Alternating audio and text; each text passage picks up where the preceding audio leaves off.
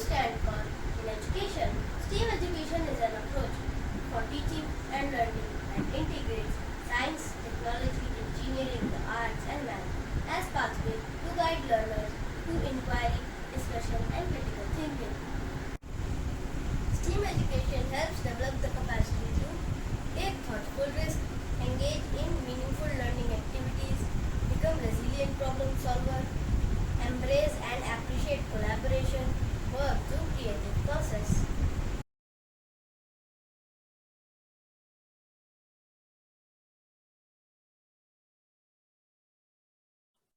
So the topic of this presentation is e-waste and its disposal. So first we will come at the question, what are e-wastes? So e-waste are also known as electronic waste, and they are just any electronic appliance which can no longer function. So they all come under the category of e-waste.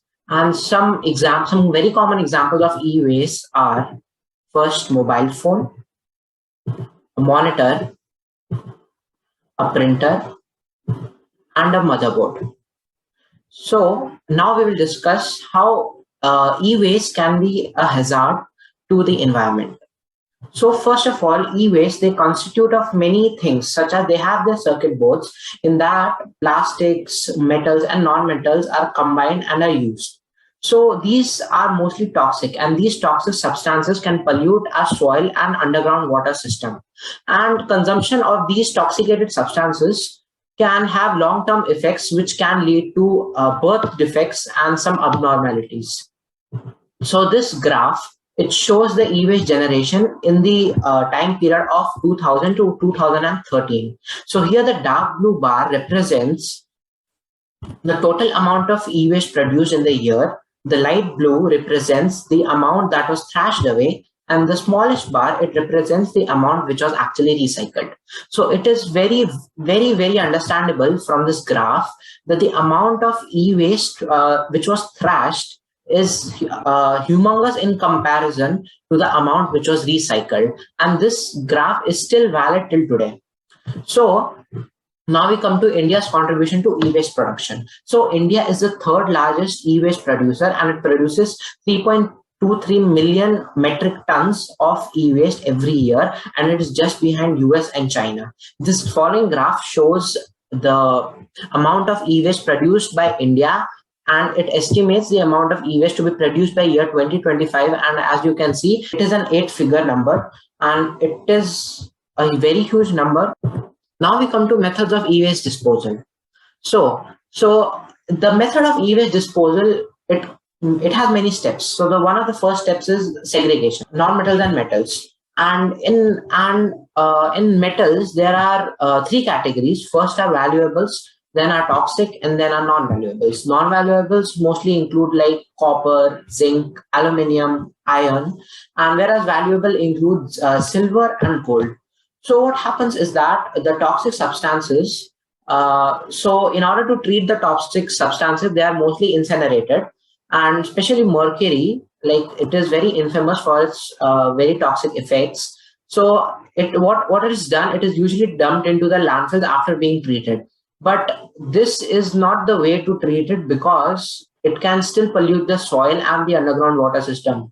So it's just a loss. So after looking at all these, one thing comes to our mind, that is recycling. And recycling is by far the best way, as it does not even harm our environment in a little bit. So keeping this in mind, we have an idea for recycling old tube lights by converting it into a fire alarm.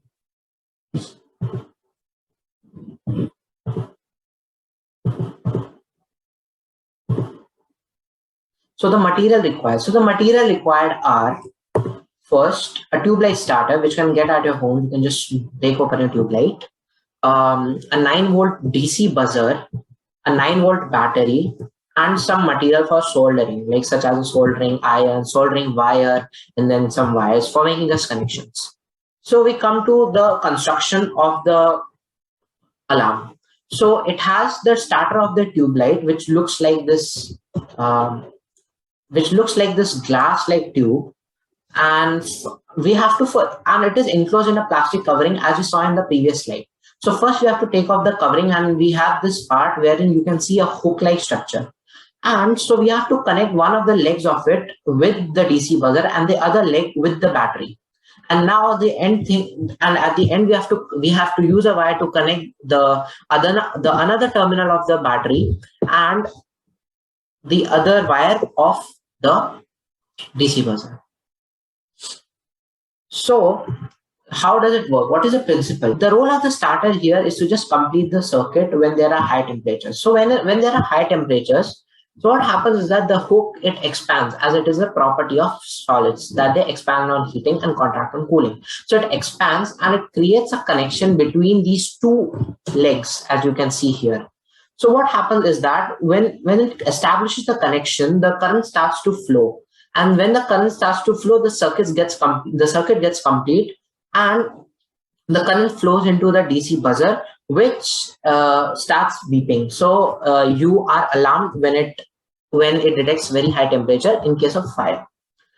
So the precautions are: the soldering should be performed by an adult or under the supervision of an adult. The heating should be applied evenly. Otherwise, what happens is that the glass will explode. So that's why, while demonstrating this model of this fire alarm, I have used a hairdryer in order to provide even heating. So be sure to electrically neutralize yourself. It is not a necessary step, but it's still important, because excess of charges in your body can cause a discharge between you and the circuit and this equipment. And if the equipment is very current sensitive, then the peak in the current can cause damage to the equipment. So now we will see a video demonstrating how this alarm works. So this is the model for the fire alarm using a tube light starter. Here we have the battery, here we have the buzzer, and here is the starter. So I will start by heating it using a hair dryer so that it provides an even heat.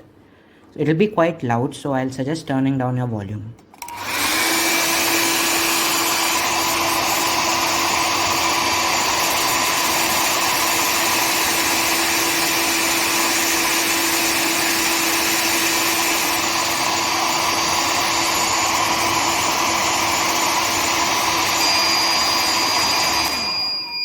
So as you can hear, the buzzer has started to beep.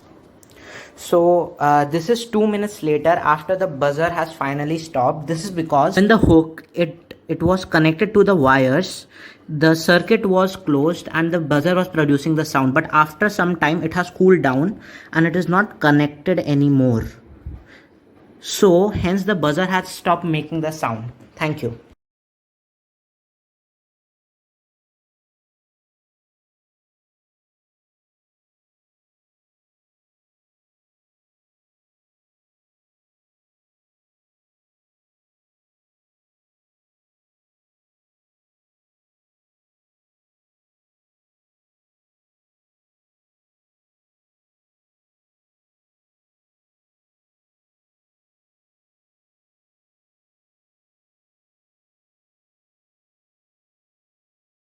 Hey everyone. Recently, there was a fire on the ocean of Gulf of Mexico. These caused harm to the entire ecosystem. Keeping this in mind, Shivansh Chauhan of S2 and I, Prachi Chauhan from Science and Environment team, present to you oil spills and how to tackle them at sea. So now I'm starting with the introduction of oil spill. An oil spill is the release of liquid petroleum hydrocarbon into the environment. The marine ecosystem is affected. It is caused due to human activity. It is a form of pollution. The causes of oil spills are: first of all, we'll talk about accidental spills. The storage. Oil and oil products stored in underground and above ground storage tanks. Such containers develop leaks over time. Handling. During transfer operations and various uses. Offshore drilling is a mechanical process where a wellbore is drilled below the seabed. Routine maintenance activities. Cleaning of ships may release oil into navigable water. Water sports. Oil spills are spills by petroleum users of released oil. Water sports and water vehicles such as motorboats or jet skis leak fuel.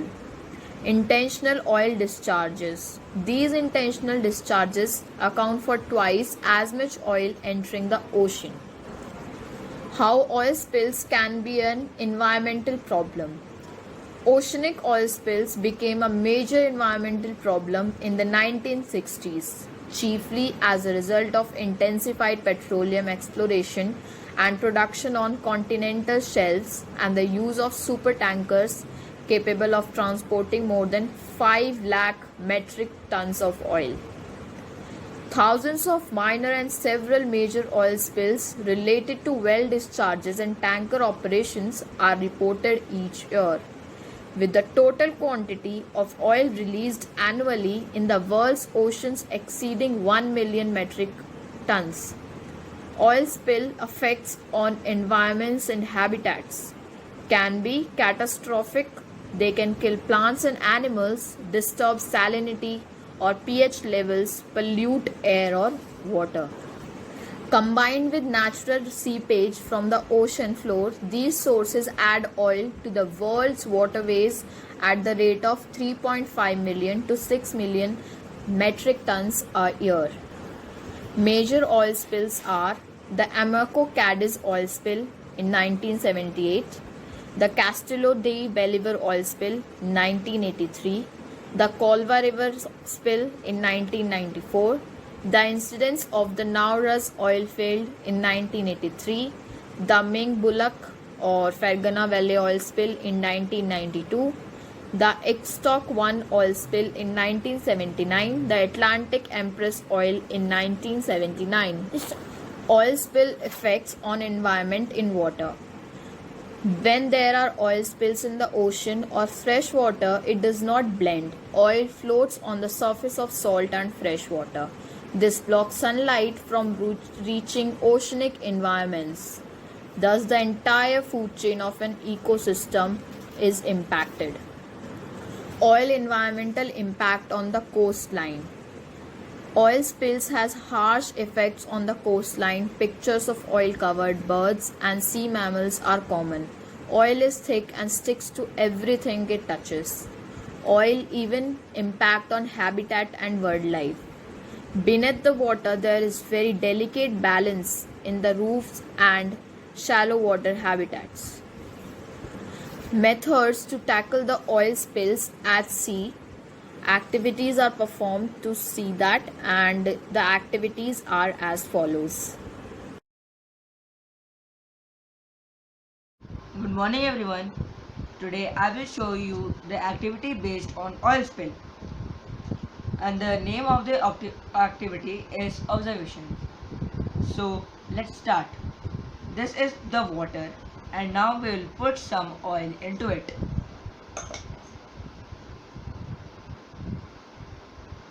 You can see the oil is in the surface of the water. It's not dissolving.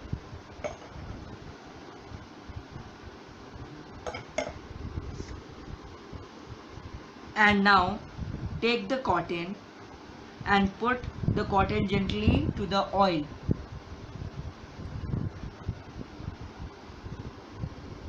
We can see that the cotton is absorbing oil very easily. You can see like that. You can see. And this is the another way to take out the oil from the sea. Thank you.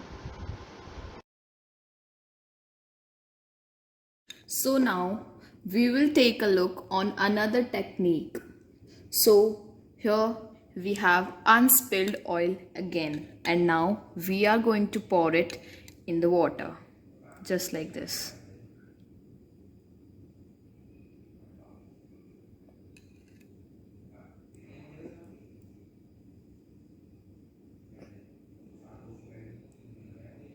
Now this technique is called as boom or skimmer technique. So the scientists use specific mechanical devices to do this, but here today we are using spoon here. So, boom or skimmer activity is to carefully scoop out the oil from the water, collect it just like this, as you can see.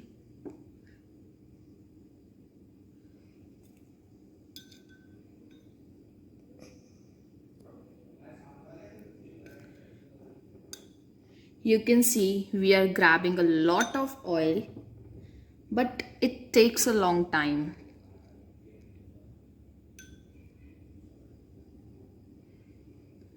So it is time intensive and takes a lot of labor, lot of machines and even people together. But the positive thing is that it contains the oil, and this oil that we remove from the ocean can be reused again. Thank you. Good morning everyone, my name is Divyam Avana and I am from class M3. I study in Fortune World School. Today I am going to show you oil spills. This is ocean water, and if I will add some mustard oil in it, so these are the oil spills as you can see. And if I will add detergent, so they will get a part of these and they get separate from each other. Thank you.